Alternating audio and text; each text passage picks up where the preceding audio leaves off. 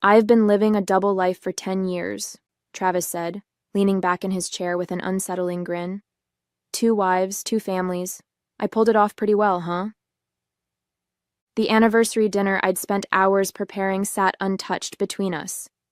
20 years of marriage culminating in this moment, his confession delivered with the casual pride of someone describing a clever work maneuver.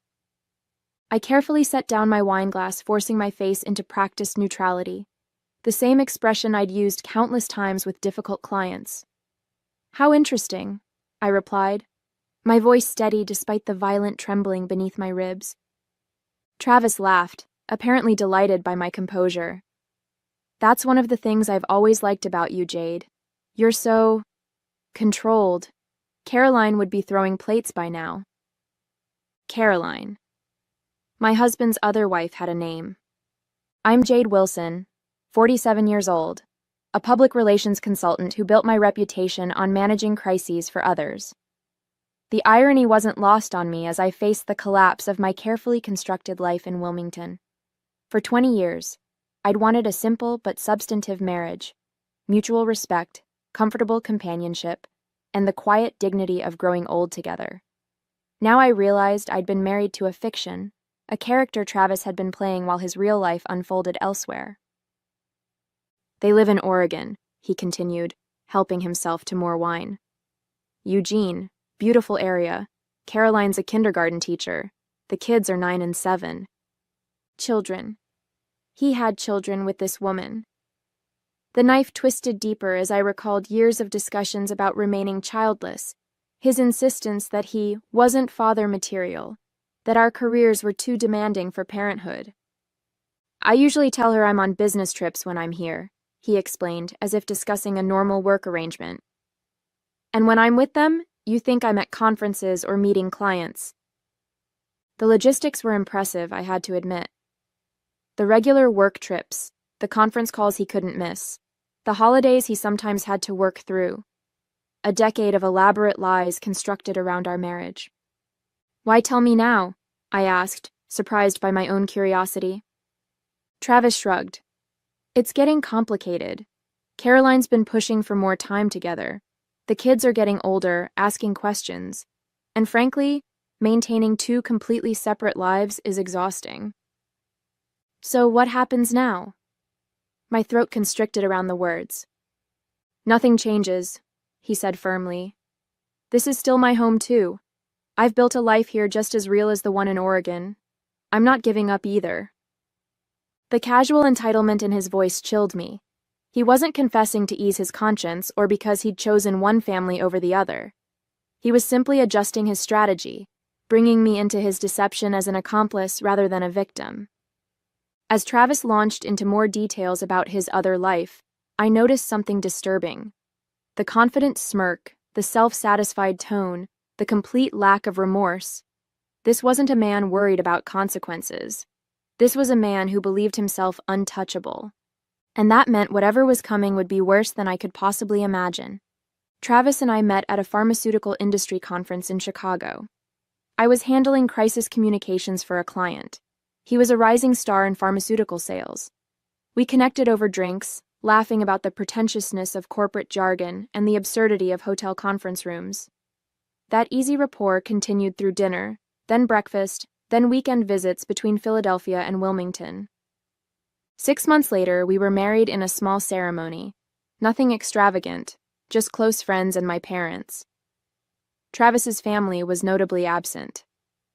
Estranged, he explained. They never approved of my career choices. I built my PR consultancy from the ground up while Travis climbed the corporate ladder at Meridian Pharmaceuticals. His job required frequent travel, a fact I accepted as part of our marriage. When he was offered a regional sales director position that would require even more time on the road, I encouraged him to take it, believing in the partnership we were building. I rearranged my client's schedule to accommodate his comings and goings, ensuring we maximized our time together. We purchased our craftsman-style home in Wilmington's historic district, using primarily my savings. Travis's contribution was smaller due to student loans he was aggressively paying down. I spent weekends restoring original woodwork while he handled the paperwork and finances. I trusted him completely. For the first decade, our marriage felt solid. We developed comfortable routines for when he was home: Sunday brunches at Bellamy's, evening walks through Rockford Park, quiet nights reading in the living room. We were partners, or so I thought. Looking back, I see warning signs I chose to ignore. The separate bank account he maintained for work expenses, the calls he would take outside or in his car, the inconsistent stories about which cities he'd visited, his passionate objection when I suggested joining him on a work trip to Seattle, citing company policy that spouses couldn't attend certain events. There was also his phone, always password protected, always kept within reach. Once, when it chimed with a text while he was showering, I glanced at the screen and saw only C with a heart emoji. When I mentioned it casually, he explained it was Craig from the office sending information about a client. 4 years ago, I found a receipt for women's perfume in his suitcase, an expensive brand I never wore. A gift for my assistant, he claimed. Her husband's battling cancer, and the team wanted to do something nice. The explanation seemed plausible, even thoughtful. I felt guilty for questioning him. Last year, a woman called our home phone asking for Travis. When I explained he was traveling, she quickly apologized for the wrong number and hung up. Her voice sounded flustered, young. That night, I opened his laptop to check our shared calendar for his return date. The browser history revealed searches for schools in Eugene, Oregon, a city Travis had never mentioned visiting for work. I closed the laptop and poured myself a glass of wine, dismissing the knot of suspicion forming in my stomach. Travis had always been transparent about his travel schedule. There had to be a reasonable explanation. Our anniversary morning began like any other day. Travis mentioned he had something special planned for dinner. I spent hours preparing his favorite meal: beef Wellington, roasted vegetables, chocolate souffle, and setting the table with our wedding china. When he emerged from his study dressed in a suit I'd never seen before, I thought it was part of the surprise. Instead, he sat me down for his confession. Now, as he continued detailing his double life over our cooling anniversary dinner, each revelation felt like another brick added to a wall, separating me from the life I thought I had. Caroline and I met at a conference in Portland, he explained, refilling his wine glass. There was this immediate connection. I wasn't planning for things to develop, but... He shrugged, as if the progression from affair to second marriage had been inevitable, beyond his control. You married her? I managed to ask, mentally calculating the timeline. Legally? His slight hesitation told me everything. Not exactly. We had a ceremony. She wears a ring. The neighbors think we're married. But bigamy is illegal, I pointed out, clinging to this technicality. Exactly, Travis agreed, seeming pleased by my understanding. Which is why it's better for everyone if we maintain the status quo. You and I are legally married. Caroline and I have what she believes is a marriage. Everyone gets what they need. And what about what I need? My voice remained calm despite the anger building inside me. Did you consider that I might need a husband who isn't living a lie? Travis's expression hardened slightly. I've given you a good life, Jade. Financial security, a beautiful home, regular companionship. He gestured around our dining room as if the physical trappings of our marriage were adequate compensation for his betrayal. Half of your companionship, I corrected. Don't be dramatic. I've always been there when it mattered.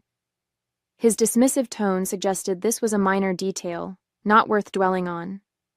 Besides, our arrangement has benefits. You've had freedom to build your career without the demands of children, without a husband underfoot all the time. The calculated nature of his deception suddenly became clear. This wasn't a man who had slipped into a double life through weakness or poor choices. This was deliberate architecture, two separate lives designed and maintained with precision. I need time to process this, I said, standing up from the table. Of course, Travis responded magnanimously. Take all the time you need. I'll sleep in the guest room tonight. He glanced at his watch. I should call Caroline before it gets too late. She thinks I'm at a conference in Chicago. The casual shift from dropping his bombshell to maintaining his lie with a phone call left me speechless. I retreated to our bedroom, my bedroom now, and sat on the edge of the bed, listening to his muffled voice down the hall. His tone was warm, affectionate, punctuated by gentle laughter. He was speaking to his family, I realized, his real family. Morning found me still awake, thoughts circling like vultures. Travis appeared at breakfast freshly showered, dressed for work as if nothing had changed. "I've been thinking," he said, pouring coffee.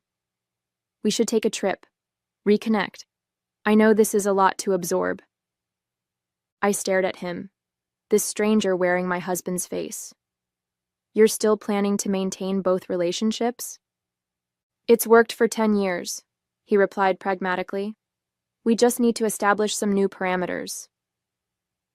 In that moment, watching him butter toast with methodical precision, a terrible clarity washed over me. Travis wasn't seeking forgiveness or understanding. He was simply adjusting his strategy, bringing me into his conspiracy to make his deception more convenient. And he expected me to comply. That evening, I approached Travis in his makeshift office, formerly our shared home office, where he was working on his laptop. "We need to talk about what happens next," I said, standing in the doorway. He glanced up, offering a practiced smile. "I was hoping you'd come around. Sit down." I remained standing. "I want you to leave." His smile faltered, then reasserted itself. "Jade, be reasonable. This is my home too." "Is it? Because it seems like you have another home, with your other family." Travis sighed, adopting the patient tone he used when explaining complex concepts to clients. "I've invested just as much in this house as you have." An outright lie. My savings had purchased the property, my income had paid off most of the mortgage, and my hands had restored much of its historic character. "I want a divorce," I continued, my voice steady. "I've already spoken to an attorney." The flash of anger in his eyes was quickly masked. "That would be a mistake," he said calmly. "Think about the complications, the division of assets, the public embarrassment when people learn the details." His thinly veiled threat was clear. "Fight me, and I'll make sure everyone knows how easily you were fooled." "I'm prepared for that," I replied, though the thought of my clients and friends discovering Travis's deception made my stomach clench. He leaned back, studying me with clinical detachment. "You know, I never took you for vindictive. I thought you'd understand the practicality of the situation."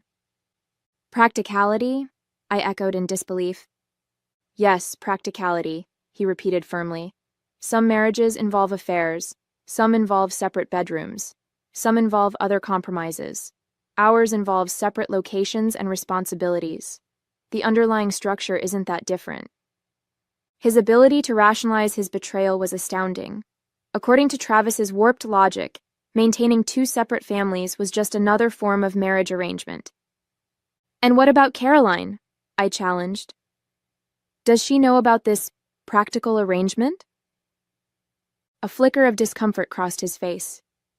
"Caroline doesn't need to know everything. She's happy with what we have." "So your solution is to continue lying to her while expecting me to accept knowing?" He shrugged. "Everyone gets what they need. She gets the traditional family life she wants. You get your independence and career. I maintain connections to both worlds." "And what about integrity? Honesty? Commitment?" "Those are social constructs," he countered dismissively. "Arbitrary boundaries that don't reflect the complexity of human relationships." I stared at the stranger before me, wondering how I'd missed the fundamental emptiness at his core. Travis wasn't just a liar. He was a man without moral boundaries, capable of justifying any behavior that served his desires. "I want you out of this house by the end of the week," I said. His expression hardened. "That's not happening, Jade. Let me be clear. I'm not leaving. This house is as much mine as yours. If you want to end our marriage, we'll sell it and split the proceeds." The thought of losing my home, the space I'd lovingly restored with my own hands, felt like another violation. Travis knew exactly how much this house meant to me. You should also know, he continued, his voice deceptively gentle, that I've taken precautions. I've documented some of your more creative accounting practices with certain clients. Nothing illegal, of course, but potentially embarrassing if they became public. My blood ran cold. He was referring to occasions when I'd helped clients manage sensitive communications during crises, all within ethical boundaries, but easily mischaracterized to damage my professional reputation. Are you threatening me? I asked, already knowing the answer. I'm suggesting we find a mutually beneficial solution instead of a mutually assured destruction, he replied smoothly. I'll be staying in Eugene until next Tuesday. That gives you time to reconsider your position. He turned back to his laptop, dismissing me from what had once been our shared space. I retreated to the bedroom, mind racing with implications. Travis wasn't just refusing to leave, he was actively threatening my livelihood if I pursued divorce. That night, I pulled out my laptop and began searching for divorce attorneys specializing in complex cases. As I scrolled through search results, an email notification appeared. Travis had booked a flight to Eugene for the following morning. He would be gone for 5 days. 5 days to figure out my next move. After Travis left for Eugene, I met with Eleanor Voss, a divorce attorney known for handling high-profile cases with discretion. Her office was understated but elegant, much like the woman herself. Bigamy is both a civil and criminal matter, Eleanor explained after I shared Travis's confession.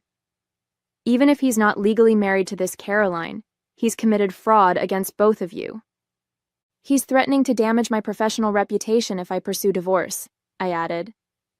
Eleanor's expression hardened. Blackmail on top of everything else. Your husband has been busy. What are my options? Document everything. We need evidence of the double life, the threats, any financial impropriety. Given what you've told me about the house purchase and mortgage payments, we should forensically examine your finances. I spent the next 2 days gathering documents, downloading bank statements, and compiling a comprehensive record of our marriage. What I discovered was worse than I'd imagined. Travis had been systematically draining our joint accounts for years, transferring small amounts to a separate account I had no access to. He'd taken out a second mortgage on our home 18 months earlier, using a forged signature on the paperwork, and diverted over $175,000 to unknown purposes. With shaking hands, I called Eleanor. It's financial fraud, she confirmed after reviewing the documents I'd emailed. This changes the landscape significantly. We need to move quickly to protect your assets and credit.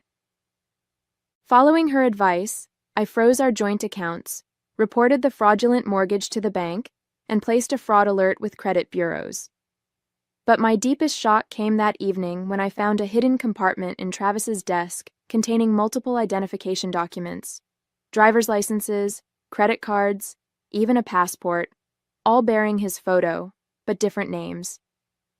This isn't just about a second family, I told Eleanor during our emergency meeting the next day. Travis is living multiple lives under multiple identities. We need to involve law enforcement, she advised grimly. This goes beyond divorce proceedings. We're looking at potential identity theft, financial fraud across state lines, possibly federal crimes. The FBI agent who interviewed me was professionally detached as I shared my discoveries. We've seen cases like this before, Agent Simmons explained. Individuals maintaining multiple identities and relationships. Often there's significant financial fraud involved. What happens now? I asked. We investigate, gather evidence, build a case. In the meantime, you should prepare for your husband's return. He'll discover the frozen accounts soon. As if on cue, my phone buzzed with a text from Travis. What the hell have you done? Accounts frozen? Call me immediately. I showed Agent Simmons the message. He'll be back tomorrow. We need more time to build our case, she admitted. If possible, don't let on that you've discovered the extent of his activities. You want me to pretend everything's normal when he returns? The thought of facing Travis, knowing what I now knew, made me physically ill. Just for a few days.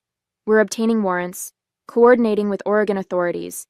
If he suspects he's under investigation, he might destroy evidence or flee. Trapped.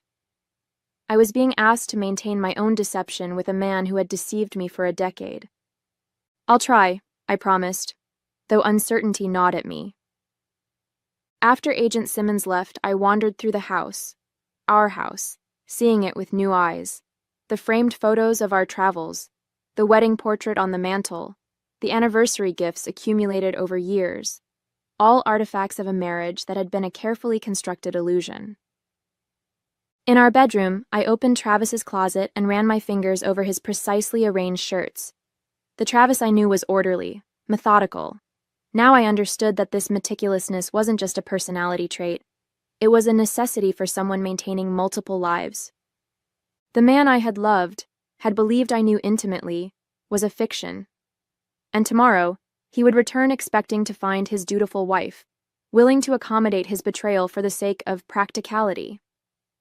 I sank onto the bed, overwhelmed by the magnitude of the deception and the realization that I was now being asked to become a deceiver myself, if only temporarily.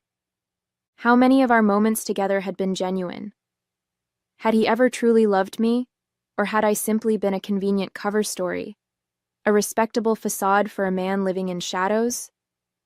Travis returned the next evening, his expression thunderous as he slammed the front door. I was prepared, seated calmly in the living room with a glass of wine. "What the hell is going on with our accounts?" he demanded without preamble. "There seems to be a problem with the bank," I replied, the rehearsed lie feeling strange on my tongue. "Some kind of security freeze.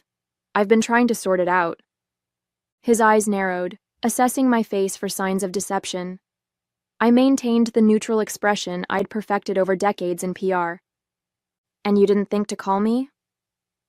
"You were with your family," I replied, letting just enough edge into my voice to sound believably bitter. I didn't want to interrupt. Travis's posture relaxed slightly. He believed I was simply being petty, retaliating in a small way for his betrayal. "This is exactly the kind of childish reaction I was hoping to avoid," he sighed, pouring himself a drink. "We need to approach this situation like adults." "You're right," I conceded, swallowing my disgust. "I've had time to think while you were gone. Perhaps we should discuss parameters." His eyebrows rose in surprise, then satisfaction. "I knew you'd be reasonable, Jade. You always have been." For the next hour, I listened as Travis outlined his vision for our future, how he would divide his time between Oregon and Delaware, how we would maintain separate finances going forward, how I would need to accept certain realities about our relationship. "The most important thing is discretion," he emphasized. "Caroline can never know about you." "Of course not," I murmured. "And what about our financial situation? The frozen accounts?" "I'll handle it," he assured me with practiced confidence. "I have resources you don't know about." "I bet you do," I thought, thinking of the hidden documents I'd discovered. "There's just one thing I need from you," Travis continued, leaning forward. "Access to your personal accounts, temporarily. My funds are tied up in investments, and I need operating capital until this bank situation resolves." The audacity was breathtaking. After systematically defrauding me for years, he was now asking me to willingly hand over more money. "How much do you need?" I asked, pretending to consider it. "50,000 should cover immediate expenses," he replied casually, as if requesting pocket change. "I'll need to move some investments around," I stalled. "Give me a few days." Travis nodded, satisfied he'd successfully managed me once again. "I knew you'd understand." That night, he slept in the guest room while I lay awake, listening to the occasional buzz of his phone, messages from his other life, his other family. In the morning, he left early for a meeting, giving me a disturbingly normal peck on the cheek as he departed. The moment he left, I called Agent Simmons. "He's asking for money, $50,000. "This is good," she replied. "We can use this. Are you willing to make the transfer under controlled conditions? We can track the money, see where it goes. Yes, I agreed without hesitation. What do I need to do? The next 3 days operated like a carefully choreographed dance. Under FBI supervision, I transferred funds to an account they had established. Travis accepted the money without question, immediately transferring portions to other accounts, unwittingly creating an evidence trail for investigators to follow. Each evening, I maintained my act of reluctant acceptance as Travis continued refining his vision for our bizarre arrangement. Each morning, I reported his activities to Agent Simmons. Everything was proceeding according to plan until the 4th day, when I returned home to find Travis in my home office, my laptop open before him. Interesting reading, he said coldly, turning the screen toward me. Displayed was my email exchange with Eleanor Voss, outlining our divorce strategy and the evidence we'd gathered. My stomach dropped. I'd been so careful to cover my tracks, but had forgotten about the automatic sync between my phone and laptop. One oversight had unraveled everything.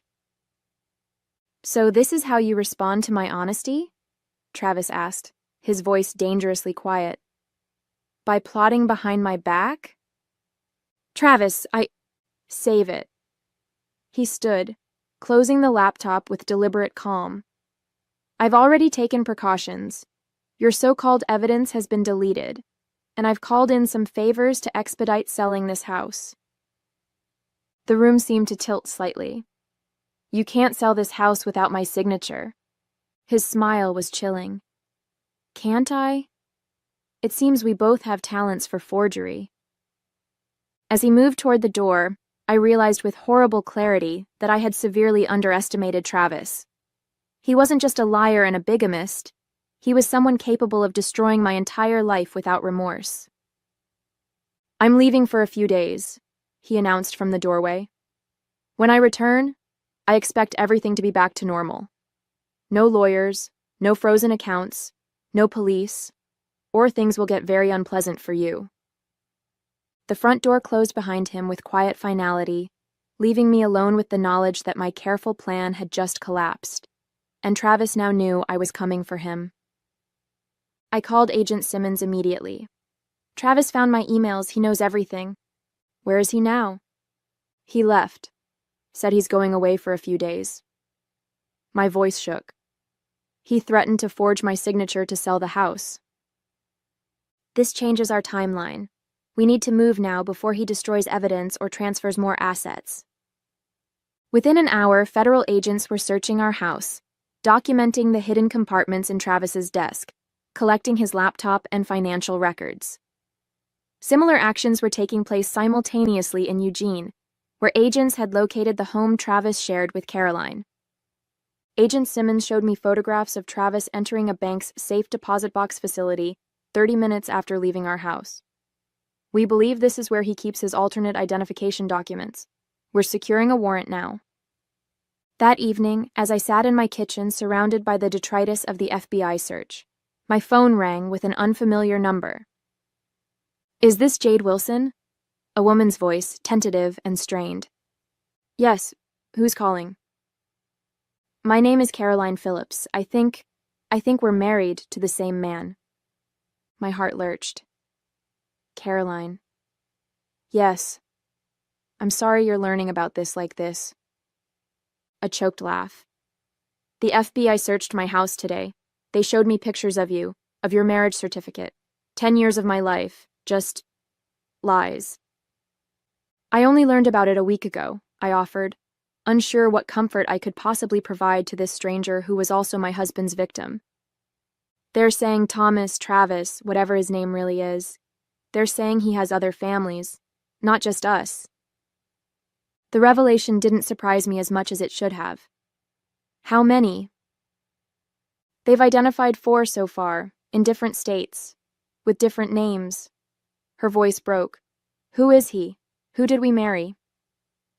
Before I could answer, Agent Simmons arrived at my door, her expression triumphant. We've got him.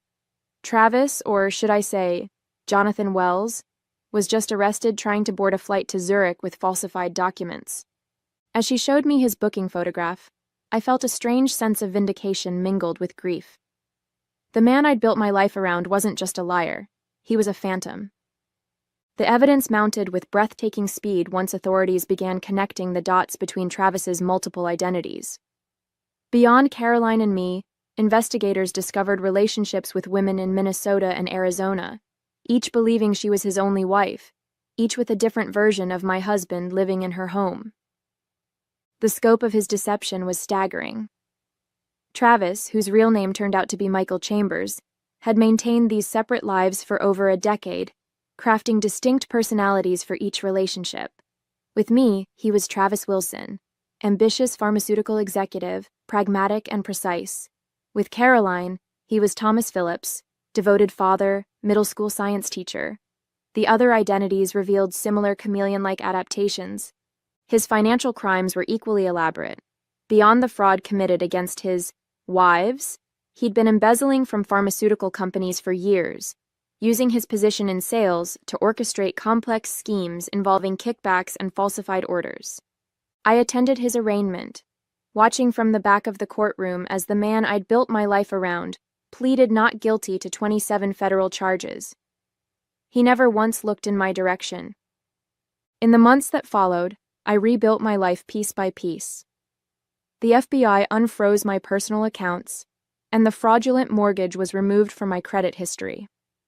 I kept the house, though many rooms remained untouched, preserved in a strange limbo I wasn't yet ready to resolve. Caroline and I spoke occasionally, finding unexpected solace in shared experience. Her children, believing their father was simply on an extended business trip, were being gently prepared for the truth through therapy sessions. 6 months after Travis's arrest, I received a letter from him. The handwriting I'd seen on countless anniversary cards and grocery lists now seemed alien, belonging to a stranger. "I never meant to hurt you," he wrote. "In my own way, I loved you." I burned the letter without finishing it. On what would have been our 21st anniversary, I hired painters to transform our bedroom, the last space still bearing the traces of our shared life. As the primer covered the walls, erasing the sage green we'd chosen together, I felt something tight within me finally release. The man I married had never existed, but I did. I still do. And that, I've discovered, is enough.